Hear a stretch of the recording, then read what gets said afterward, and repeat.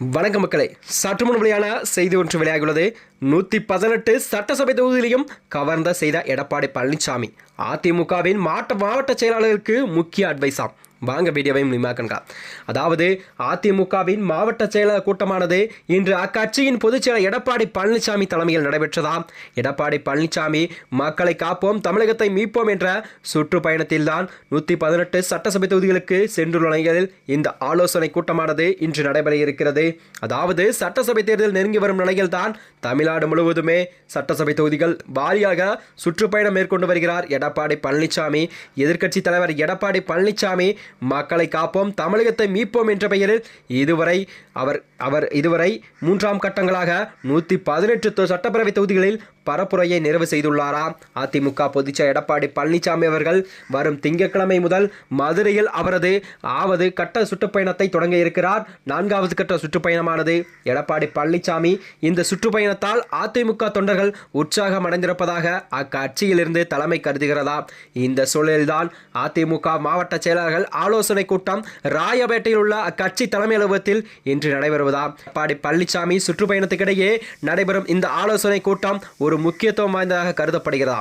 அதாவது அதிமுக பாஜக கூட்டணி ஆட்சி தமிழகத்தில் அமையும் என அமித்ஷா திட்டவட்டமாக கூறி வருகிறார். மேலும் தவக மாநாட்டில் அதிமுக மீது விமர்சனங்கள் எல்லாம் விஜய் அவர்கள் வைத்துள்ளாராம். இந்த விஷயங்களை அரசியல் களத்தில் ஒரு பெரும் விவாதங்களுக்கும் உள்ள நிலையில்தான் இவை பற்றி அவர்கள் விவாதிக்கப்படலாம் என்றும் கூறப்படுகிறதா. மேலும் இந்த ஆலோசனை கூட்டமானது இன்று நடைபெறுகிறது. மேலும் எடப்பாடி பழனிசாமி தனது சுற்றுப்பயணத்தில் உணர்ந்த விஷயங்கள் எல்லாம் குறித்து பேச இருப்பதாகவும் தெரிகிறதா.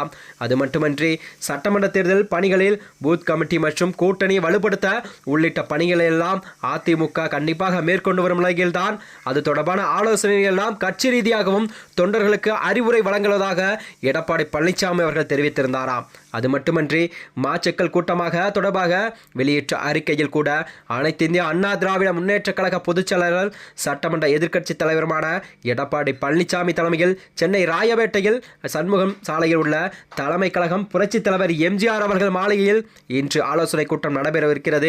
ஆலோசனை கூட்டமானது மாவட்ட கழக செயலாளர்கள் அனைவருமே தவறாமல் கலந்து கொள்ளுமாறு தங்களை அன்போடு கேட்டுக்கொள்கிறேன் என்று எடப்பாடி பழனிசாமி அவர்கள் தெரிவித்திருந்தாராம். இது மட்டுமன்றி இந்நிலையில்தான் சென்னை ராயப்பேட்டையில் இந்த கூட்டமானது நடைபெறவுள்ளது. இந்த கூட்டத்தில் தலைமை கழக நிர்வாகிகள் 85 மாவட்ட செயலாளர்கள் கலந்து கொள்கிறார்கள். பூத் கமிட்டி அமைப்பது தொடர்பாக ஏற்கனவே நடைபெற்ற மாவட்ட செயலாளர் கூட்டத்தின் போது கூட கேட்டறிந்த எடப்பாடி பழனிசாமி இன்றைய கூட்டத்திலும் அது தொடர்பான கருத்துக்களை எல்லாம் அவர் தெரிவிப்பார் என்று செய்திகள் வெளிவந்தன. இதில் பெரும்பாலும் மாவட்ட செயலாளர்கள் பூத் கமிட்டி அமைக்கும் பணிகளை முடித்ததாக தெரிவித்துள்ளார்கள். அதனைத் தொடர்ந்து பேசிய எடப்பாடி பழனிசாமி சட்டமன்ற தேர்தலை சந்திப்பதற்கு அனைவரும் கண்டிப்பாக முழு மூச்சில் தயாராக இருக்க வேண்டும்.